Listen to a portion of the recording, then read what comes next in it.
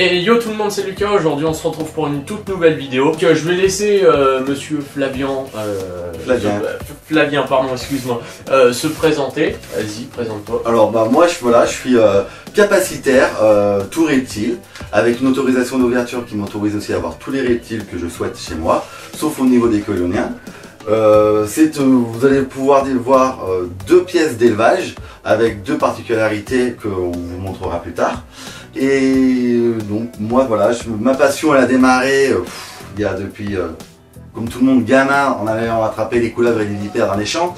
Et exactement, elle a commencé depuis 2002. Donc avant on l'a arrêté du 10 août 2004. Ouais. Donc là je pouvais acheter encore des choses qu'on ne pouvait pas maintenant, qu'on ne peut plus acheter en animalerie. Donc mon parcours est comme tout le monde. J'ai commencé par quelques serpents, du Python Régus, après je suis passé sur de l'Euromastis qui n'avait pas besoin d'être capacitaire à l'époque. Donc voilà, avoir quelques lézards, et plus ça va, plus j'en ai acheté, commandé, on va dire, avant on commandait par internet, on n'allait pas trop voir les bêtes, et au fur et à mesure on rencontre les éleveurs et on achète directement. Et mon élevage s'est agrandi tout en faisant des formations, et où j'ai fait beaucoup de formations au niveau des crocodiliens, parce que voilà, passionné de crocodiliens, et pour la première temps, et de varans. Je faisais beaucoup de varans, ce qui m'intéressait le plus. Et j'ai allé de fil en aiguille, des années de formation, et mon premier CDC que j'ai obtenu était en 2014, où j'avais déjà tout crocodilien et tout varanidé, et d'autres espèces bien entendu. D'accord. Et au deuxième temps, un deuxième certificat de capacité déposé, pour en fait rester sur tout reptile, sauf les chéloniens soumis à CDC, et avec tous les serpents venimeux. Ok, donc toi tu as une association, ça s'appelle Venom Croc & Co. Donc vas-y, explique-nous un petit peu en quoi ça consiste. Alors l'association Venom Croc & Co, elle a pour but d'aider les gens à pouvoir se former. Après... C'est aussi pourquoi je suis là aujourd'hui. Aujourd'hui je suis venu me former sur l'après-midi, sur du crocodilien quasiment adulte, voire même adulte, et sur du varanidé. Voilà. Donc cette association elle regroupe des membres, mais c'est comme des membres bénéficiaires et pas actifs.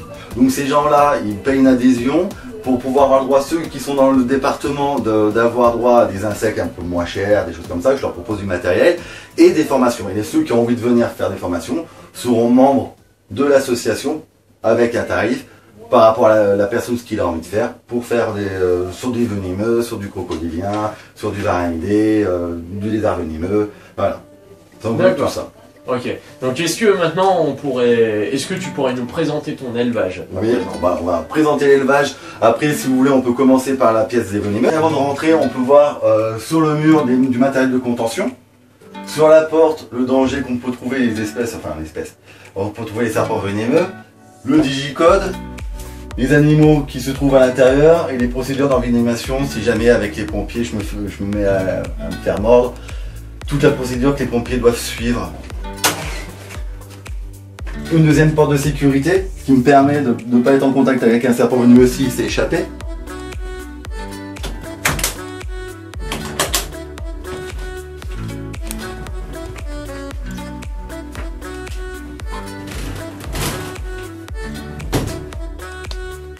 Donc là on se trouve dans la pièce à serpent venimeux où à l'heure actuelle il n'y en a que 4. Et dans cette pièce là je peux en atteindre jusqu'à 14 serpents venimeux. C'est l'autorisation que j'ai eue en avoir jusqu'à 14. N'importe quelle espèce, jusqu'à une taille de 2,50 m. C'est-à-dire si jamais j'ai un cobra royal à la maison, au bout de 2,50 m, je serai obligé de m'en débarrasser. Après c'est pas le but d'en avoir. Moi je suis plutôt sur les vipéridés, donc ça va être du petit crotal, du crotal pygmée, du cistrurus, la botryechis, la vipéracile. À l'heure actuelle, je vous montrer. Elles sont en bac parce qu'il y a une mauvaise... Ça n'alimente pas trop et j'ai un problème d'aération sur mes terrariums. Donc ça c'est quoi comme espèce? Alors c'est Botryechis schlegeli.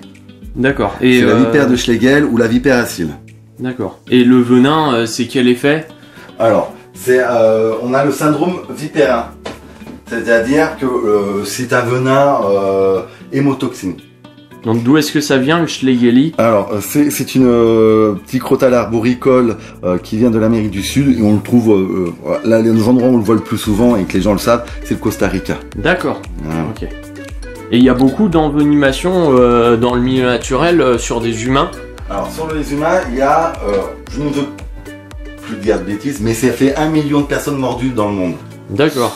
Sur les serpents venimeux, il y a quand même 150 000 décès dans le monde par des serpents venimeux. Dans le milieu naturel ou en captivité aussi? C'est tout confondu. C'est tout confondu. C'est tout confondu. D'accord. Après, en captivité, les chiffres qui sont à peu près donnés, mais par exemple, au niveau de la France, ils disaient que ça faisait à peu près France, Belgique, tout ça, ça faisait à peu près une morsure tous les 4 ans.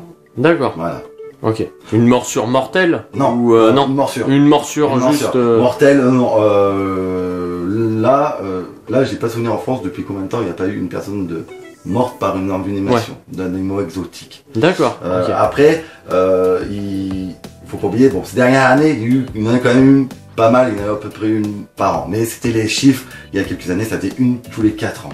D'accord. Après, il faut pas oublier qu'il y a des morsures sèches.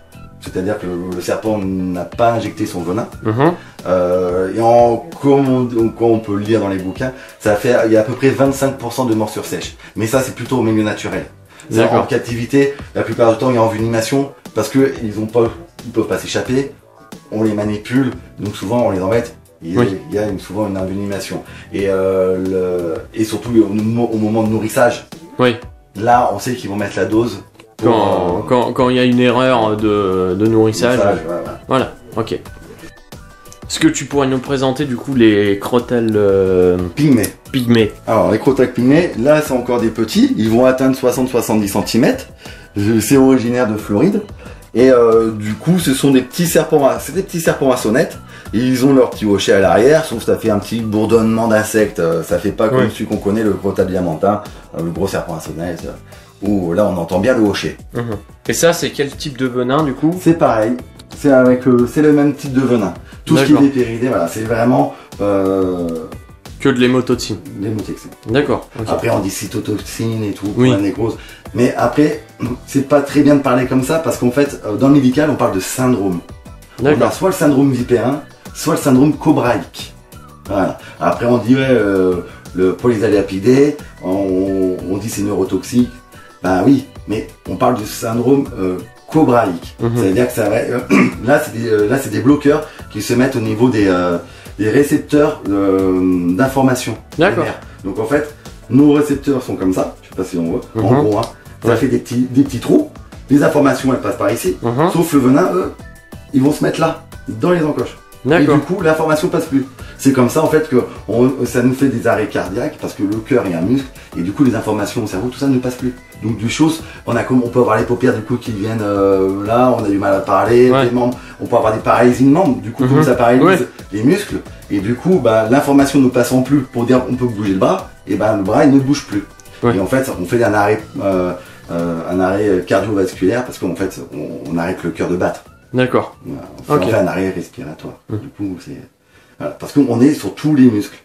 C'est l'information qui ne passe plus. Est-ce que tu peux nous parler du protocole qui est mis en place si jamais tu te fais mordre par un de tes serpents venimeux, le protocole qui est mis en place avec le SAMU, les pompiers, donc voilà, pour te sauver la vie?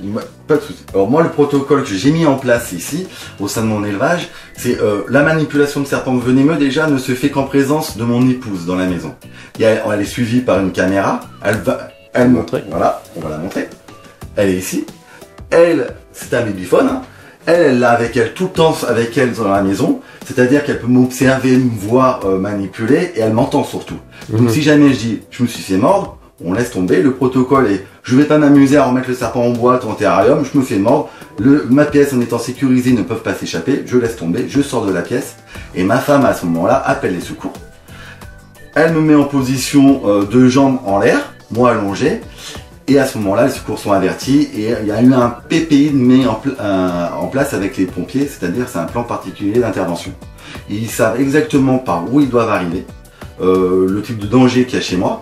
Eux, ça met en place une alerte au niveau du SAMU, qui doivent être déclenchés, un système de réanimation de véhicules de réanimation.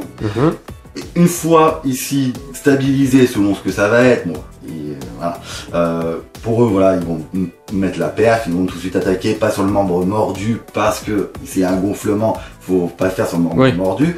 Ils m'amènent ambulance et je pars directement sur Lyon à la Croix-Rousse où là-bas je fais partie de la banque des sérums antivenimeux la BSA, où je suis membre, et en étant membre, on a cette association-là essaie de regrouper, d'avoir les sérums par rapport aux espèces qu'on a. Ils peuvent pas avoir tous les sérums, on est bien d'accord. Mais les choses les plus courantes, ils vont essayer d'avoir ces sérums-là et essayer de les mettre à notre disposition le plus proche de chez nous. Avec la BSA, il y a plusieurs centres en France où il y a disposé des sérums. Donc pour moi part, le centre anti-poison de Lyon fait partie de la BSA, et du coup on des sérums là-bas pour moi. D'accord, ok, très bien. Okay. Et voilà tout le monde, cette vidéo est maintenant terminée, j'espère qu'elle vous aura plu. Je remercie Flavien pour m'avoir permis de l'interviewer et de présenter sa pièce d'élevage de serpents venimeux. La visite de la deuxième pièce d'élevage arrive très bientôt sur la chaîne. En attendant, n'oubliez pas d'aller voir le groupe Facebook Aquanimaux France et tous leurs partenaires, le lien est en bas dans la description. Tant qu'à moi, je vous dis à bientôt dans une prochaine vidéo. Comme d'hab, laissez un pouce bleu, un commentaire et abonnez-vous. Et n'oubliez pas, la terrariophilie c'est une science, les reptiles c'est une éternelle source de savoir. Allez tout le monde, ciao.